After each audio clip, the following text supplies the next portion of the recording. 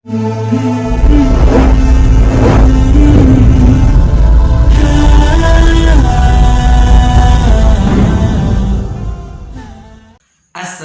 sahabat. Saya ingin mengajak kalian untuk mendengarkan kajian agama dari guru kita tercinta. Semoga kita semua mendapatkan rahmat dari Allah. Amin ya rabbal alamin. Dan bagi kalian yang ingin request video, kalian bisa komen di kolom komentar dan juga bisa DM ke akun Instagram saya. Sudah saya sediakan linknya di deskripsi. Langsung saja kita menuju video. Sebagaimana Malik bin Dinar, kemana kita baca kisahnya, punya tetangga musyrik Yahudi. Jadi tetangganya bertahun-tahun sengaja bikin kamar mandi di temboknya Malik bin Dinar. Jadi baunya masuk ke rumahnya Malik bin Dinar. Dan bahkan kotorannya itu sampai terkadang masuk ke dalam rumahnya Malik bin Dinar. Nggak marah dia, dibersihkan tiap hari. Sampai tetangganya yang jengkel. Orang itu kalau ganggu, yang diganggu sabar, yang ada yang ganggu yang jengkel. Karena sabar ini perisai yang luar biasa. Harusnya kan Malik bin Dinar yang marah. Kau nih tetangga kurang ajar. Rumah saya dikotori, dimasukin najis. Saya jadi nggak betah. Nah ini maksudnya orang musyrik ini supaya Malik bin Dinar biar pergi dari situ. Tapi nggak, dia sabar. Sama sekali tidak marah. Karena mempraktekkan ajarannya Rasulullah tadi. Akhirnya apa? Yang ganggu tidak kuat. Datang ke Malik bin Dinar. Kau ini tiap hari saya ganggu, rumahmu saya kotori, bau busuk masuk ke dalam rumahmu. Kenapa sabar? Bawakan hadisnya Nabi, la zala Jibril yusihi bil jar. Kita ini orang Islam diwasiatkan sama Allah Subhanahu wa taala untuk berbuat baik sama tetangga, memperhatikan tetangga. Agama saya yang ngajarin seperti itu. Kau mau berbuat seperti apapun saya akan bersabar dan saya tidak akan membalas gangguanmu dengan gangguan. Sampai akhirnya orang itu apa? Hulurkan tangannya masuk Islam. Kalau begitu saya masuk ke agama yang luar biasa ini. Nah, sabarnya membuahkan hasil. Nah, ini yang diajarkan oleh Rasulullah. Bagaimana Imam Abu Hanifah? Abu Hanifah punya pengajian di rumahnya. Kalau orang zaman dulu itu kan nggak kayak seperti kita. Rumah kita punya tembok, sebelahnya juga kalau bangun rumah punya tembok sendiri. Jadi tembok kena tembok, suara nggak sampai masuk ke rumah tetangga. Orang dulu kan tidak. Rumahnya mungkin kalau kita ke desa-desa sekarang pemisah antara satu rumah dengan rumah yang lain hanya gedek, ya kan? Orang ngomong sebelah dengar. Begitu juga dengan zaman Abu Hanifah, temboknya satu dibuat berdua. Kalau ngajar di waktu malam dengan santrinya, sebelahnya ada tetangganya yang selalu main gitar oud, gitar gambus, dan tetangganya termasuk orang yang ujub, punya sifat ujub, tergila-gila dengan dirinya sendiri. Jadi dia nyanyikan lagunya pun memuji dirinya sendiri.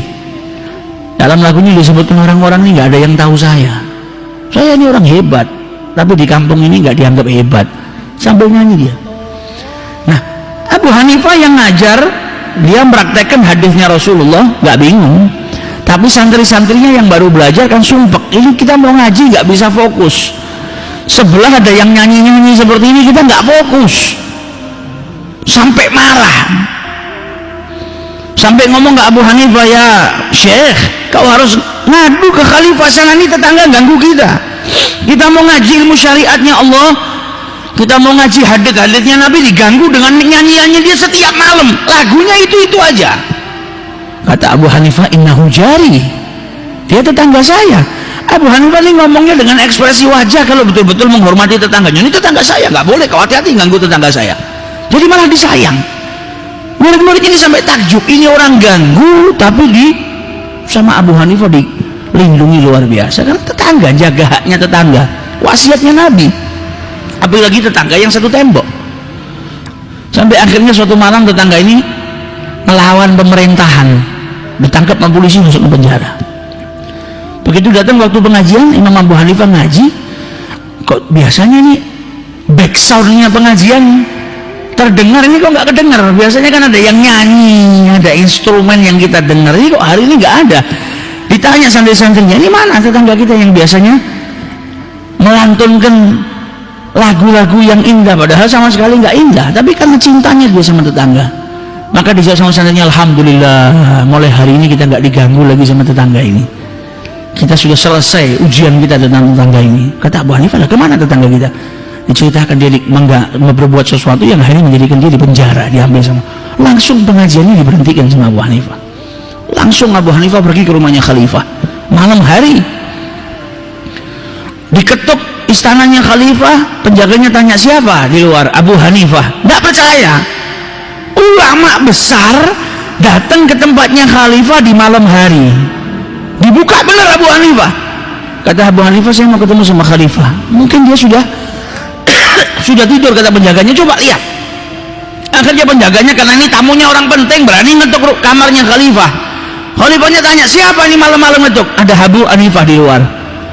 Setengah nggak percaya. Abu Hanifah ini kalau kita panggil susahnya datang ke sini luar biasa. Nah ini nggak kita panggil, datang terus di malam hari. Masa Abu Hanifah? Bener Abu Hanifah keluar. Dilihat bener Abu Hanifah, ditanya, ya Syekh, apa yang membuatmu datang di malam hari seperti ini? Tetangga saya. Katanya yang saya dengar dia berbuat sesuatu yang akhirnya dia dimasukkan dalam penjara. Maka saya minta engkau keluarkan. Kalau dia berbuat salah, maafkan. Kata raja, kalau yang minta Abu Hanifah, ya sudah, nanti saya bebaskan. Besok pagi kau datang ke sini, atau kau tidak usah datang. Nanti saya perintahkan anak buah saya untuk melepaskan. Kata Abu Hanifah, jangan besok, malam ini. Mana ada orang yang senang nginep di hotel bintang 8 itu, di penjara? Tidak ada yang senang, kesian.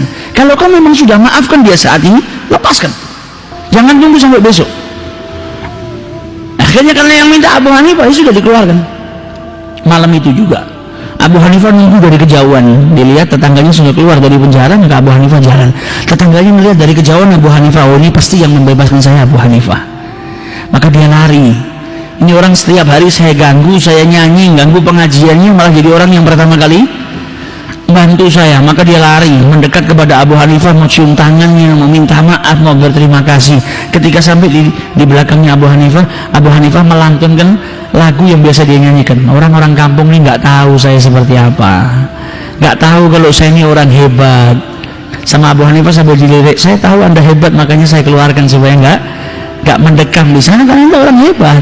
Maka dia tersenyum, enggak, saya sama sekali bukan orang hebat wahai Abu Hanifah. Sadar dengan apa? Akhlaknya Abu Hanifah. Nah ini dakwahnya orang zaman dahulu seperti itu. Jaganya wasiatnya Rasulullah luar biasa. Akhirnya buahnya apa?